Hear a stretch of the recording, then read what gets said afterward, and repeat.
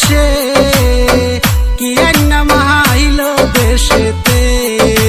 হিন্দু মুসলিম লইয়া তোমরা রাজনীতি করলা, সবকিছু বাদ দিয়া গরু পিছে পড়লা। মদারু গাজারু এসব তুমি দেখো না, দেশের কিবা ভালা হইব সব তোমরা বুঝো না।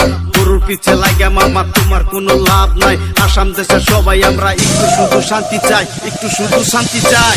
রেস্টুরেন্টে যাইয়া গরুর গোস্ত পাইলাম না, মনের দুঃখ মনে লইয়া আইলাম ফিরিয়া। আবার বাজারেতে যাইয়া গরুর মাংস পাইলাম না, মনের ব্যথা মনে লইয়া আইলাম ফিরিয়া।